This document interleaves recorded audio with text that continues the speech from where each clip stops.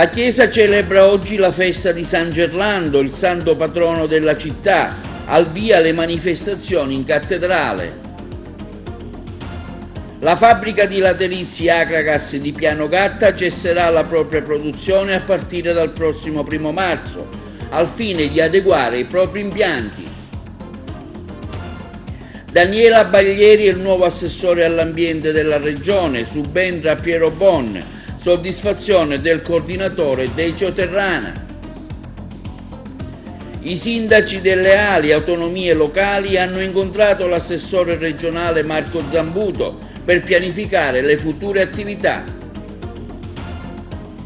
Presentato oggi al Comune il progetto di metanizzazione della città di Favara. La Vollesea a Paragona incontrerà sabato prossimo la squadra catanese della Rizzotti Design.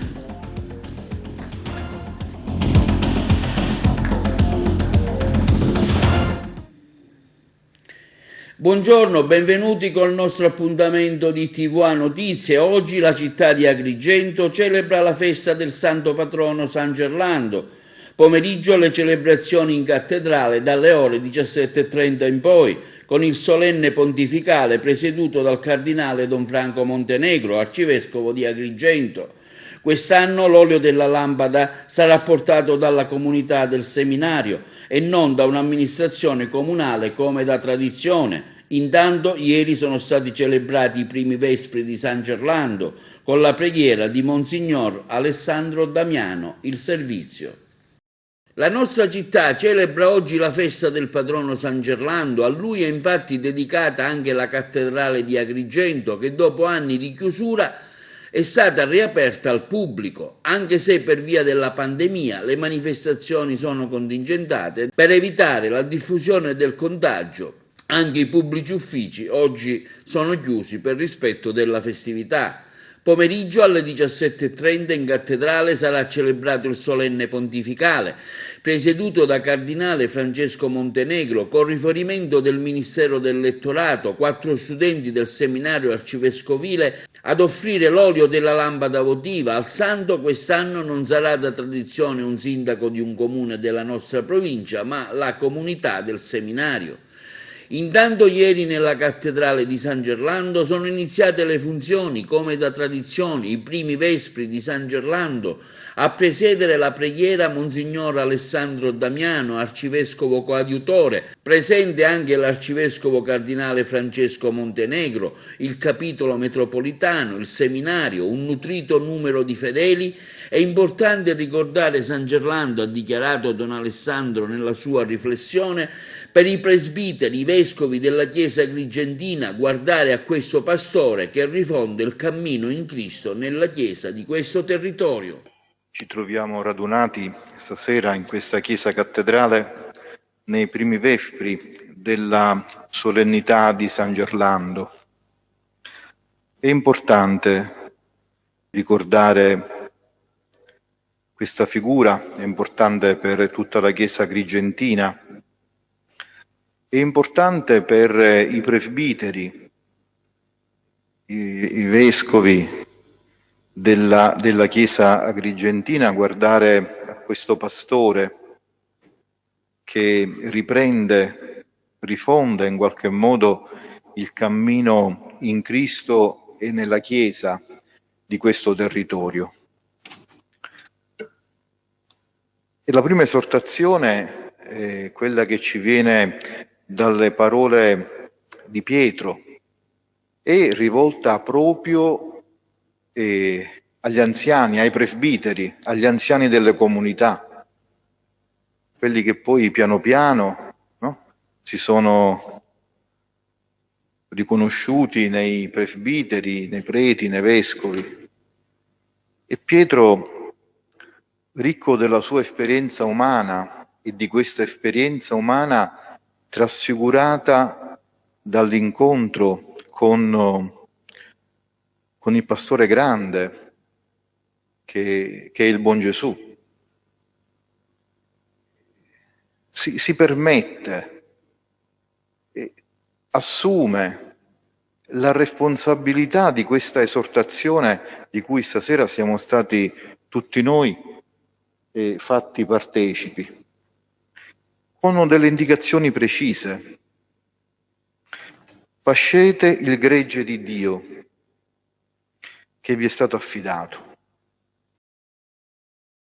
E intanto si terrà il prossimo sabato a Ribera, presso la Chiesa Madre, l'inaugurazione del centro di ascolto e orientamento, alla presenza anche del Cardinale Montenegro, dei sindaci del circondario e le associazioni di volontariato. In merito abbiamo sentito Padre Antonio Nuara della parrocchia Maria Santissima Immacolata di Ribera.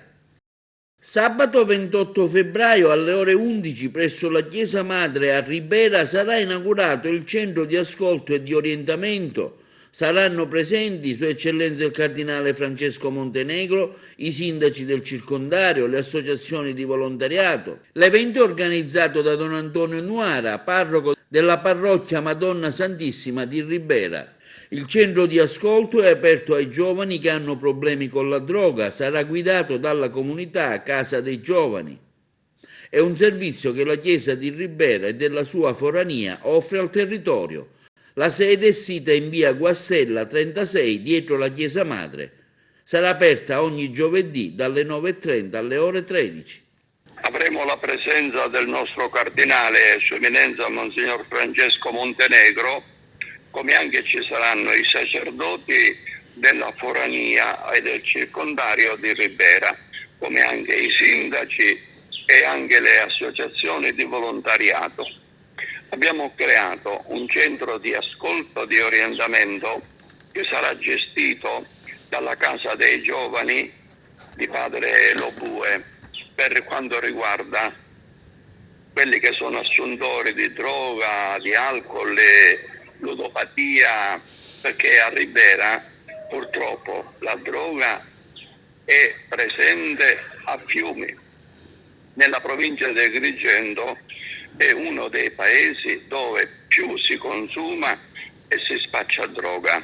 Abbiamo avuto diversi morti, nel mese di novembre sono morti 2 giovani e da lì è iniziata da parte dei nostri sacerdoti l'iniziativa di creare a Ribera un centro di ascolto, perché vogliamo far uscire le famiglie, sfatare questo tabù che chi si droga porta vergogna alla famiglia. Vogliamo che si esca fuori, perché solo facendosi aiutare si può riuscire a salvarsi, e noi ce la stiamo mettendo tutta. Abbiamo creato questo centro d'ascolto, come le dicevo, che sarà gestito da uno specialista che viene proprio da Bagheria una volta alla settimana, ogni giovedì, mentre affiancheremo il centro con un gruppo nel quale ci saranno esponenti del paese, delle associazioni di volontariato, per poter poi creare una cultura della vita, andando a fare conferenze nelle scuole, nelle parrocchie, nelle varie associazioni, perché vogliamo che i nostri giovani dalla casa non escano dentro una bara, ma escano per vivere la vita. E purtroppo a Ribera la droga, come dicevo, è presente e si abbassa sempre di più l'età nella quale si comincia a usare droga. Siamo scesi all'età di 12 anni, come anche abbiamo avuto per quanto riguarda l'alcol, ragazzini a 11 anni che sono andati in coma etilico. Quindi è veramente una emergenza.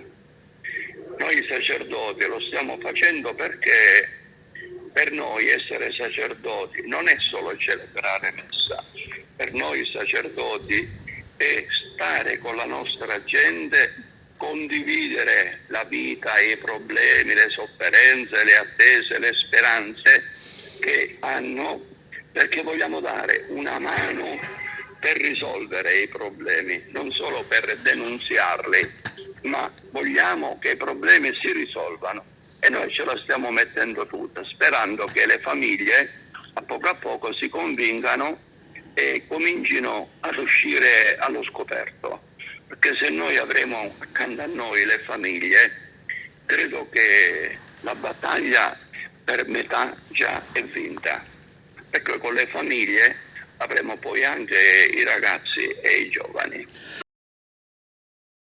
Daniela Baglieri è il nuovo assessore regionale all'energia e ai rifiuti, prorettore dell'Università di Messina, già componente del Consiglio di amministrazione di diversi enti pubblici come l'Università di Catania, il Consorzio Universitario di Economia Industriale e Manageriale di Roma, la Società Aeroporti di Catania. Il coordinatore politico dell'UDC in Sicilia, onorevole Decio Terrana, esprime soddisfazione per la nomina, sottolineando come la professoressa Baglieri abbia un profilo di altissimo spessore.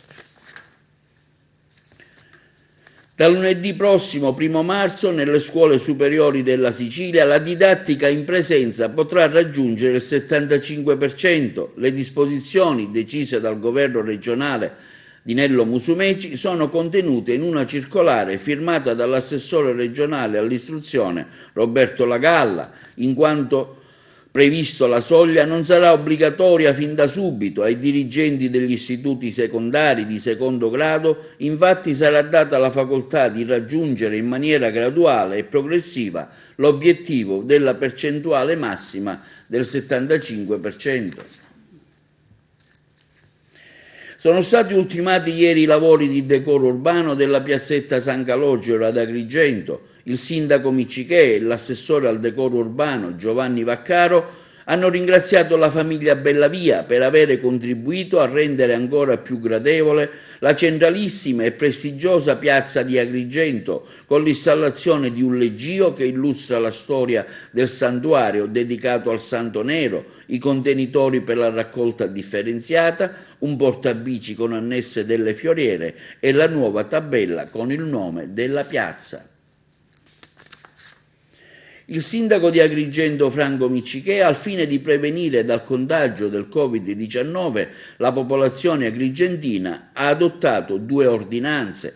La prima riguarda il divieto temporaneo di assembramento e stazionamento nell'area del lungomare Falcone Borsellino di San Leone, compresa tra la parte finale di Viale Viareggio e la parte iniziale di Via Nettuno.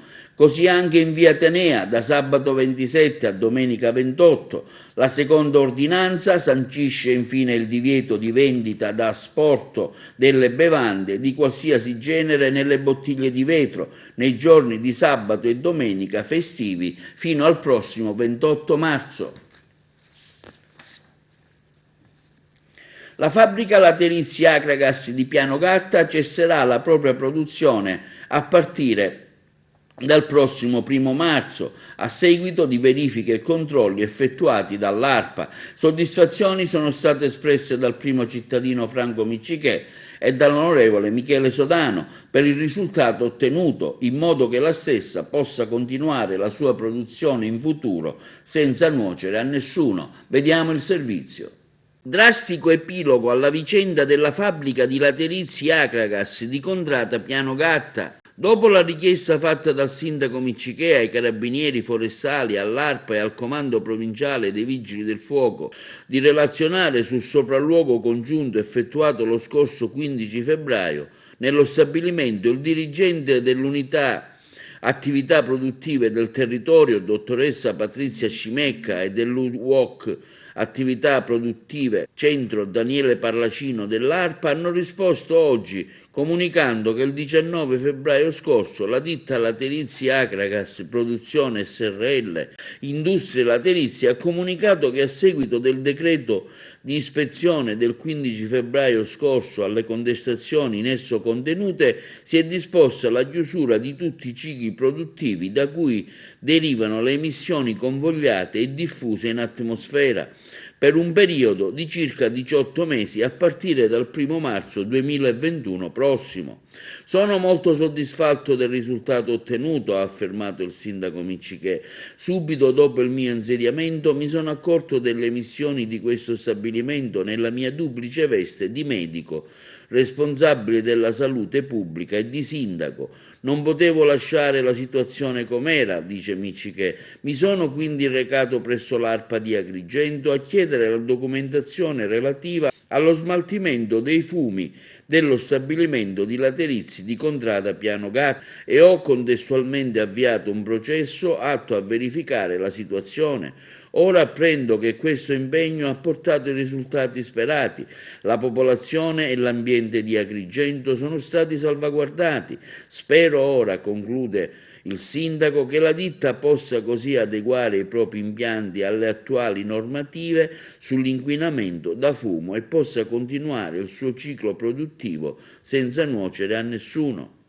In merito a tale chiusura interviene anche l'onorevole Michele Sodano di 5 Stelle, che si è attivato con una forma di protesta a eseguire i controlli. Per l'onorevole Sodano abbiamo dimostrato quanto sia importante vigilare costantemente sulle questioni ambientali che hanno riguardato la nostra terra.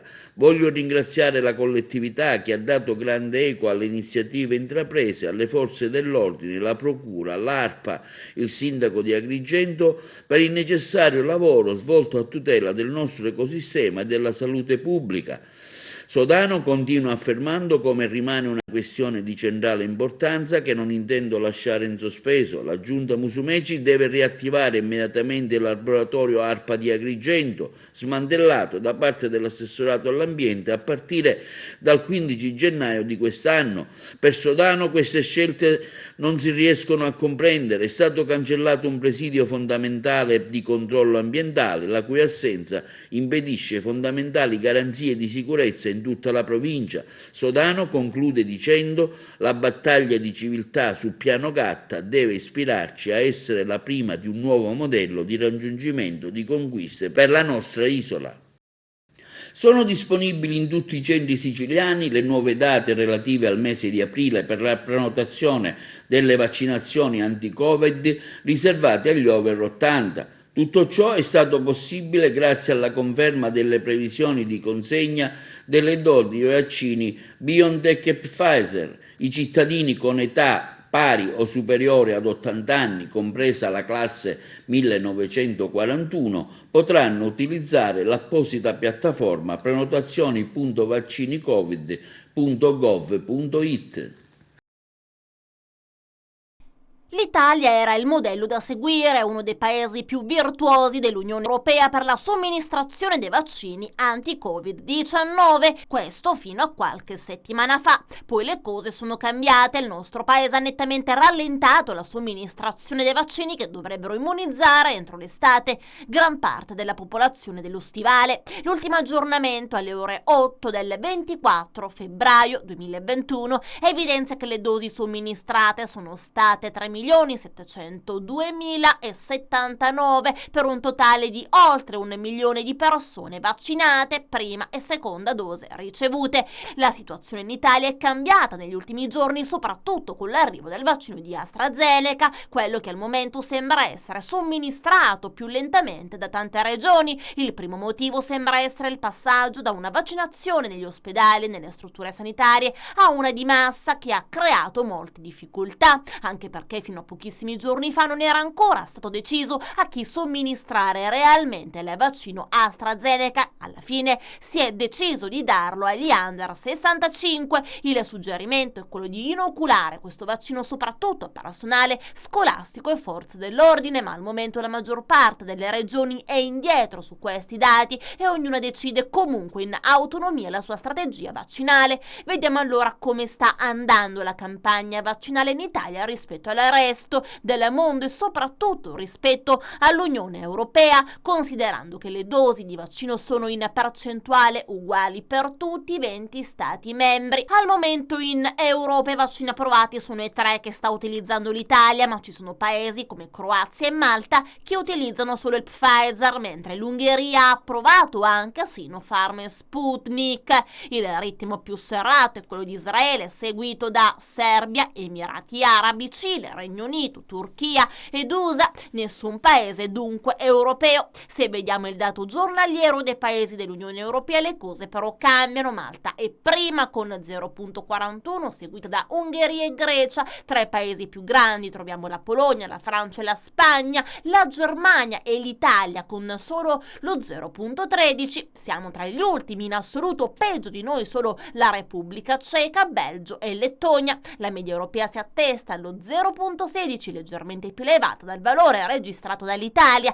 In generale i paesi più grandi sembrano avere tassi più bassi considerando la maggiore popolazione. Dallo sprint iniziale alle retrovie si potrebbe ammettere l'Italia ora nella campagna vaccinale anti-Covid-19 si trova a rincorrere chi ha fatto meglio. Il Lazio ad esempio è molto avanti nelle vaccinazioni degli over 80 con il 20% dei grandi anziani già vaccinati, anche la provincia di Bolzano che con i tassi più alti di rifiuto tra medici e infermieri è passata subito agli over 80 ed è arrivata all'87,3%. A fare peggio di tutti è la Calabria con il 55,3%, ma va piano anche l'Umbria. Insomma, percentuali oscillanti, strategie organizzative caotiche e variegate da regione a regione, dove la burocrazia frena una campagna vaccinale già al palo. Intanto sono disponibili in tutti i centri siciliani le nuove date relative al mese di aprile per la prenotazione delle vaccinazioni anti-Covid riservate agli over 80. Tutto ciò, spiegano dagli uffici della regione, è stato possibile grazie alla conferma delle previsioni di consegna sulle dosi Pfizer-BioNTech da parte della struttura commissariale nazionale e agli accantonamenti che prudenzialmente l'assessorato alla salute della regione siciliana ha programmato fin dall'inizio della campagna vaccinale. Ed inoltre i cittadini over 80 residenti in Sicilia possono adesso prenotare l'appuntamento per la vaccinazione anti-Covid rivolgendosi direttamente al proprio portalettere. I sindaci della direzione regionale Ali, Autonomie Locali Sicilia, hanno incontrato il neoassessore al ramo Marco Zambuto in un percorso di collaborazione tra l'amministrazione regionale e gli enti locali al fine di avviare il giusto processo di riforma degli stessi e in vista anche dell'approvazione della prossima legge di stabilità. Sentiamo il sindaco Cacciatore. Gli amministratori componenti la direzione regionale di Ali, Autonomie Locali Sicilia, hanno incontrato a Palazzo De Normanni l'assessore regionale al ramo Marco Zambuto in un percorso di collaborazione tra amministrazione regionale e autonomie locali al fine di analizzare e confrontarsi sul processo di riforma degli enti locali in atto sia a livello statale sia a livello regionale alla luce dell'approssimarsi all'Assemblea regionale siciliana dell'approvazione della legge di stabilità 2021. Sono stati altresì esaminati temi che preoccupano notevolmente gli amministratori come la carenza cronica di figure apicali nei comuni, il tema della compartecipazione delle ASP ai costi delle rette di ricovero, le spese legate al trasporto studenti pendolari e soprattutto i vincoli dovuti all'accantonamento del fondo crediti di dubbia esigibilità che sta trascinando i comuni in serie situazioni di pre o dissesto finanziario. Disponibilità è stata manifestata dal neoassessore Marco Zambuto a valutare e riferire le istanze dei sindaci in sede di governo regionale. L'abbiamo definita più volte una calamità istituzionale, quella che stanno attraversando i comuni. Gli enti locali oggi sono in fortissima difficoltà finanziaria e di mancanza di materiale umano. Abbiamo incontrato ieri proprio l'assessore Marco Zambuto, il neo assessore agli enti locali come Ali, l'associazione di autonomia locale, per portare a conoscenza al nuovo assessore le difficoltà che stanno attraversando gli enti locali. Abbiamo chiesto con forza delle norme di semplificazione. Oggi i comuni non sono nelle condizioni di chiudere i bilanci per colpa del fondo di crediti di dubbia esigibilità, dei parametri assurdi che non permettono appunto di poter andare andare avanti da un punto di vista contabile. Per non parlare della mancanza di risorse umane. Oggi i comuni sono senza i tecnici comunali, senza i regionieri, senza quelle figure apicali che necessitano per portare avanti la macchina amministrativa. Tutti questi temi, oltre alle rette di ricovero per i disabili, al trasporto studenti pendolari e alla mancanza di investimenti, di fondi per investimenti, fanno sì che i comuni non riescano più a portare avanti con celerità la macchina amministrativa. E ritorniamo alla nostra città. Martedì 2 marzo e mercoledì 3 la via Callicratide e la via Manzoni saranno interessate dal passaggio della spazzatrice per le strade. Per questo l'assessore all'ambiente, il dottor Aurelio Trupia, chiede la collaborazione dei cittadini e dei residenti per consentire un efficace passaggio dell'automezzo. In particolare il giorno 2 bisognerà lasciare libera l'auto in sosta dalla corsia destra e il successivo giorno 3 la corsia di sinistra, dalle 8 del mattino e fino alla fine del servizio. Chi non terrà conto di questa richiesta incorrerà nella rimozione forzata del proprio automezzo. Campagna di sicurezza statale durata 3 giorni e dedicata in modo particolare al contrasto dell'uso dello smartphone alla guida, con l'impiego di 13 pattuglie della Polizia Stradale di Agrigento e dei vari distaccamenti di Canicattì e di Sciacca, che hanno contestato 21 sanzioni amministrative su 49 veicoli controllati, con la decurtazione di 105 punti patente.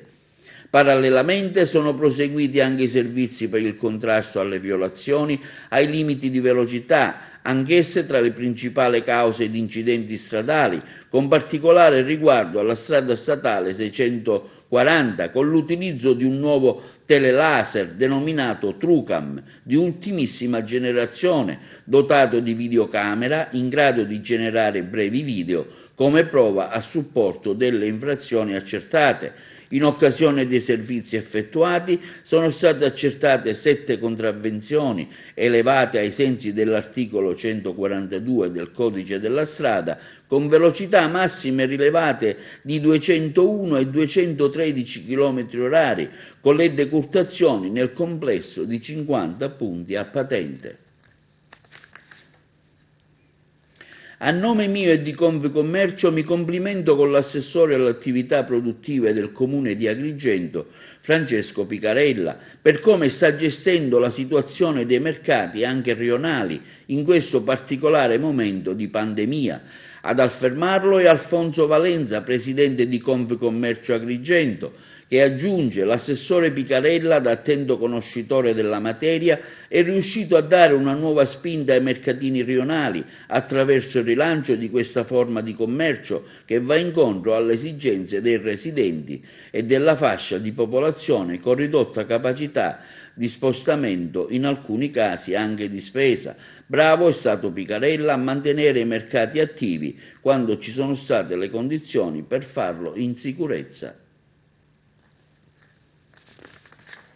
Sul bilancio di previsione della Regione Siciliana, l'assessore regionale all'economia, dottor Gaetano Armao, ha chiarito ieri in Commissione Bilancio i rilievi mossi dall'Ufficio Studi dell'Assemblea regionale siciliana al decreto legge presentato dal governo Musumeci. Il servizio. In merito al bilancio di previsione dell'Assemblea regionale siciliana, l'assessore Armao chiarisce i rilievi dell'Ufficio Studi. È possibile approvare il bilancio pluriennale di previsione 2021-2023 anche in attesa dell'approvazione definitiva del rendiconto dell'esercizio finanziario precedente, mentre i rilievi mossi dalla Corte dei Conti sul rendiconto 2019 dovrebbero avere un'incidenza limitata sul risultato di amministrazione. In ogni caso è stata prevista la copertura di eventuali saldi negativi. L'assessore all'economia Gaetano Armao ha chiarito quindi in Commissione Bilancio i rilievi mossi dall'Ufficio Studi dell'Assemblea regionale siciliana al decreto legge presentato dal governo Musumeci. Gaetano Armao ha basato il suo intervento sulla relazione del ragioniere generale della regione siciliana Ignazio Tozzo. Il documento spiega che grazie alla legge 178/2020 è stata introdotta una modifica normativa che ne snellisce la disciplina precedente e consente di approvare il bilancio pluriennale di previsione anche senza che il rendiconto dell'esercizio precedente sia stato pianificato dalla Corte dei Conti. Basta infatti che sia stato approvato dalla Giunta regionale. L'assessore Armao ha anche spiegato che è stato previsto per il 2021 un fondo di 100 milioni di euro per far fronte a eventuali coperture del disavanzo che dovesse derivare da quello non recuperato dagli anni precedenti, anche se gli elementi in possesso dell'amministrazione fanno ritenere che la quota prescritta di disavanzo per il 2020 risulti già recuperata. In ogni caso questo accantonamento prudenziale, afferma Armao, potrà essere utilizzato in occasione dell'assestamento tecnico che verrà operato nell'esercizio 2021 sulla base del giudizio finale di parifica sul rendiconto 2019 e proprio sul rendiconto 2019 la relazione rileva che i 319 milioni oggetto delle irregolarità riscontrate dalla Corte dei Conti dovrebbero avere un impatto neutro sul risultato dell'amministrazione. In ogni caso, conclude Armao, è stata prevista una voce apposita nel bilancio di previsione 2021, 22 e 23 proprio per la copertura di eventuali saldi negativi. Torna d'attualità a Messina il tema della sicurezza sul lavoro dopo l'incidente verificatosi ieri al Molo Norimberga costato la vita a Gaetano Puleo, messinese di 61 anni. Il marittimo, con una lunga esperienza alle spalle, è morto durante l'ormeggio della nave Elio della Caronte Tourist. Gli investigatori stanno indagando sull'ipotesi della rottura di una cima durante la fase di approdo. Secondo una prima ricostruzione ancora al vaglio della polizia giudiziaria, della guardia costiera, mentre la cima andava in tiro, il marittimo, che era affacciato da un'apertura a poppa della nave, è stato colpito dalla cima in tensione, finendo in mare. Il corpo del 61enne è stato recuperato dai colleghi, ma purtroppo senza vita. La vittima da 30 anni lavorava sui traghetti dello stretto. Sulla dinamica dell'incidente sul lavoro, la stessa Caronte Tourist ha insediato una commissione interna per approfondire le cause della tragedia. La nave Elio è l'ammiraglia della flotta Caronte Tourist ed è entrata in servizio sullo stretto da circa 2 anni. Si trovava al Norimberga per il completamento di lavori di manutenzione ordinaria. Caronte Tourist, con una nota, ricorda il proprio Nostromo e si dichiara a disposizione degli inquirenti, assicurando che non farà mancare alla famiglia il proprio concreto e tangibile supporto. Sconvolti e annichiliti per il dolore, continua la nota dell'armatore, ci stringiamo ai familiari di Gaetano Puleo, collaboratore generoso, preparato e disponibile, uomo buono e gentile, la cui scomparsa lascia un vuoto enorme in quanti lo conobbero e dunque gli vollero bene. Anche le segreterie nazionali di Filt CGL, Fit Cisle e Will Trasporti hanno espresso cordoglio alla famiglia, auspicando che si faccia luce sulla dinamica dell'incidente in modo da promuovere l'adozione di misure di sicurezza più efficaci e specifiche per il settore. La prevenzione degli infortuni sui luoghi di lavoro, prosegue la nota delle sigle sindacali, è un fattore di assoluta deterrenza per questi tragici accadimenti. Per raggiungere l'obiettivo di azzerare i rischi nei luoghi di lavoro è necessario un approccio culturale diverso, più orientato alla salvaguardia della salute che alla ricerca del mero profitto. È indispensabile e vitale investire nel lavoro sicuro, stabile e tutelato e dare immediato avvio a un confronto permanente con tutte le controparti. Governo, aziende ed enti, per realizzare intese e azioni utili a garantire la migliore sicurezza possibile sul lavoro a partire da una campagna straordinaria di formazione, informazione e diffusione della cultura della sicurezza. Bene, diamo linea ora alla regia per la pubblicità. Allarme falsi operatori della gestione commissariale ATI Agrigento 9. Il personale addetto alle letture non è in alcun modo autorizzato a richiedere somme di denaro. Ad affermarlo la gestione commissariale di Girgenti Acque in relazione a casi segnalati di persone che si sono qualificate agli utenti come addetti alla lettura dei contatori idrici senza però esserlo. Tutti gli operatori incaricati della gestione commissariale del servizio idrico integrato ATI Agrigento 9, già Girgenti Acque, indossano l'apposito tesserino identificativo e su richiesta dell'utente devono solo esibire idonea lettura d'incarico e documento di riconoscimento in corso di validità. Attenzione dunque perché il personale addetto alle letture non è in alcun modo autorizzato a richiedere somme di denaro. Presentato oggi a Favara il progetto di metanizzazione della città presso la sede del comune. Ha seguito l'evento il nostro collega Giuseppe Moscato. Il metano sarà presto una realtà anche per i cittadini di Favara, che potranno così godere dei vantaggi derivati dalla disponibilità di una fonte di energia sicura, economica e sostenibile come il gas naturale. Il progetto di metanizzazione del comune è stato illustrato questa mattina a Favara dal sindaco Anna Alba e dai rappresentanti della società Italgas in occasione di un incontro svoltosi presso l'Urban Center di via Pio La Torre a Favara. L'intervento comporterà complessivamente la posa di oltre 77 chilometri di condotte stradali per collegare alla rete oltre 8.700 utenze. Sarà una infrastruttura completamente digitalizzata, dotata di una diffusa sensoristica e controllata da remoto da un moderno e innovativo centro integrato di supervisione già operativo dal 2019. Presso i clienti saranno installati contatori intelligenti di ultima generazione, smart meter, in grado tra l'altro di trasmettere automaticamente i consumi registrati e quindi di garantire massima aderenza delle bollette ai consumi realmente sostenuti. I lavori prenderanno il via lunedì prossimo, il primo cantiere sorgerà in via Aldo Moro, ma sentiamo la soddisfazione della sindaca di Favara, Anna Alba. Metanizzazione di Favara, ultimo atto o primo atto? L'inizio di un grande progetto. Oggi è una conferenza stampa per presentare alla città questo grande progetto che finalmente si realizza. Per me l'inizio sarà il 6, quando arriverà il primo escavatore a venire a effettuare i lavori in pieno centro abitato. Il quarto lotto partirà dalla zona di via Aldo Moro, dove sarà realizzata la prima condotta di adduzione. È inutile dire di quando io sia soddisfatta del raggiungimento di questi obiettivi, perché il primo sindaco donna finalmente porta il metano a Favara, un progetto che porta quasi alla mia età, ho detto a più battute. È indubbio la soddisfazione, perché veramente nessuno ci avrebbe scommesso, e ringrazio Favara e i favaresi per aver dato fiducia alla mia amministrazione, e soprattutto il mio appello è di dire abbiate pazienza, perché Favara sarà trasformata in cantiere, ma che ben venga. Aspettavamo da fin troppo tempo la realizzazione di questo progetto e finalmente ci siamo.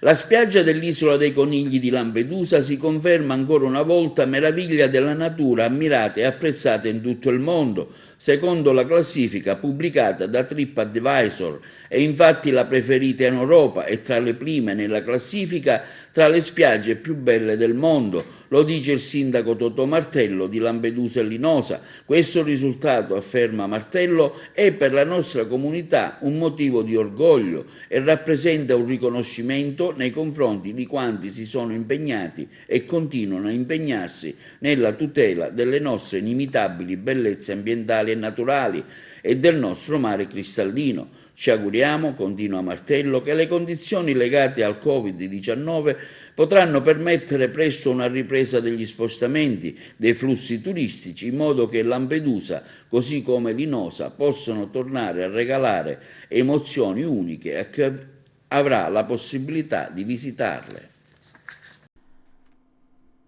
A metà dicembre, quando il livello dell'acqua della diga Garcia si è abbassato, erano emersi i resti di 2 cadaveri. Si trovavano accanto a una corda e a un blocco di cemento. I primi esami dei carabinieri della RIS escludono però che siano i resti degli imprenditori Stefano ed Antonio Majorana, scomparsi il 3 agosto del 2007, ed il giallo è sempre più giallo. Gli esami fatti nei laboratori di Messina datano le ossa ritrovate a inizio anni 2000 e dunque partita, secondo quanto riportato dalle cronache, una nuova indagine da parte della compagnia di Corleone nel Palermitano, per adesso coordinata dalla procura di Termini Imerese. Si cerca di dare un nome alle 2 vittime. Per provare a chiarire il giallo ci sono pure frammenti di una maglietta e di una scarpa sottoposte a raggi X.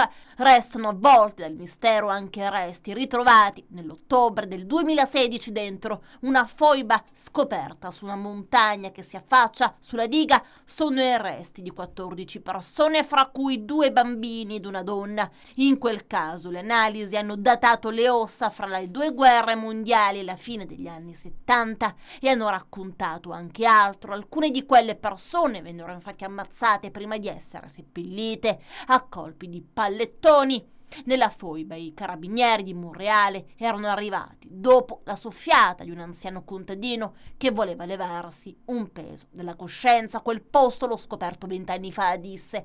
Ho sempre avuto paura di parlarne. Trovò il coraggio di farsi avanti 2 mesi dopo la morte del capomafia della zona Bartolomeo Cascio, fidatissimo di Rina. Mercoledì al Palazzo di Giustizia di Palermo si terrà l'udienza per discutere della richiesta di archiviazione della procura per il caso Majorana. La famiglia rappresentata dall'avvocato Giacomo Frazzita si oppone e sollecita pertanto nuove indagini. Venerdì 26 febbraio alle ore 18 presso la sede dell'associazione Immagina, sita in via Cesare Battisti ad Agrigento, sarà presentato il libro Dalle parti di Leonardo Sciascia, che celebra i 100 anni dalla nascita dello scrittore, riempendo un vuoto negli studi sciasciani, con il risultato di avere conquistato i lettori di tutta Italia. Saranno presenti gli autori Salvatore Picone e Gigi Restivo, che ne parleranno in dialogo con Beniamino Biondi, raccontando le vicende del libro, del modo in cui è nato, delle lunghe ricerche effettuate e dei risultati che questo nuovo impegno sta offrendo al nuovo ritratto dello scrittore. L'evento sarà limitato a 20 persone per via del Covid-19 e delle norme di contenimento. L'Unione Ciechi e Ipovedenti Nazionale e Regionale dedica oggi una giornata a Louis Braille, l'inventore dell'alfabeto in rilievo. Assieme all'Università Core di Enna si terrà un workshop online. Louis Braille, commenta il presidente regionale dell'UICI, Gaetano Renzo Minincleri, ha consentito ai non vedenti di tutto il mondo di accedere direttamente e senza mediazioni alla cultura, al sapere umano, e questo studiando, approfondendo, grazie al metodo di lettura e scrittura da lui inventato. Louis Braille, questo grande che ha permesso l'accesso alla cultura dei non vedenti tramite questo nuovo metodo o questo metodo di scrittura e di lettura. Che dire, certo che il Braille ha aperto, va bene, proprio ha aperto la possibilità di studiare, di approfondire, di leggere, di scrivere, di essere proprio aperti alla cultura di tutti i non vedenti. Speriamo che questo metodo non sia dimenticato, anche perché la lettura diretta da parte dei non vedenti è molto importante. Il Braille, inventato nel lontano 1829, ha evidenziato Stefano Salmeri, che insegna pedagogia generale nella Core ed è consigliere nazionale dell'UICI, è un codice di lettura e di scrittura assolutamente non superabile anche con le nuove tecnologie. Il Braille è un sistema, un codice di lettura e di scrittura non superato e credo, mi permetto di dire, visto che lo uso da sempre, non superabile, neanche con le nuove tecnologie, anzi le nuove tecnologie implicano una conoscenza del Braille e sono assolutamente complementari rispetto al Braille. Il Braille è stato inventato da Louis Braille nel lontano 1829, quindi ha 192 anni di vita e di vita gloriosa perché ha permesso ai ciechi di diventare cittadini con pari dignità e di accedere alla vita culturale e civile senza limiti, inserendosi anche in ruoli e in luoghi di alto profilo sia sociale che culturale, partecipando attivamente da cittadini consapevoli e produttivi. Passiamo alle notizie sportive. Sabato 27 febbraio alle ore 17 si disputerà a Sant'Agata Libattiati l'incontro di volley femminile Serie B Girone 1 tra la locale squadra la Rizzotti dei Sagni di Catania contro quella di Agrigento Seap Dallicardillo il servizio.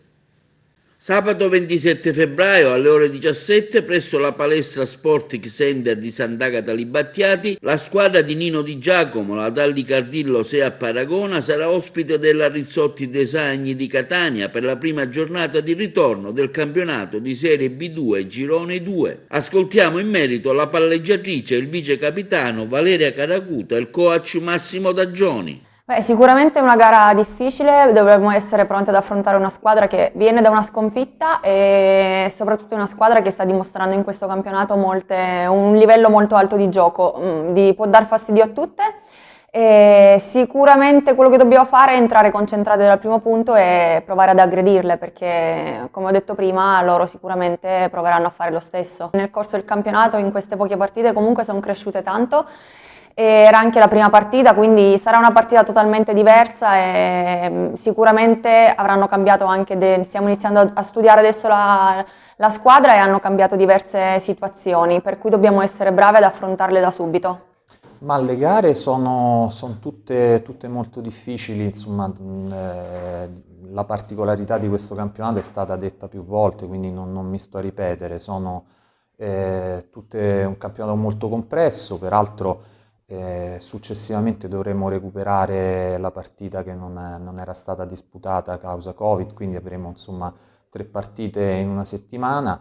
Ci aspettiamo chiaramente una battaglia su tutti i campi come sempre. Questo è tutto per il nostro telegiornale, vi diamo appuntamento alla prossima edizione.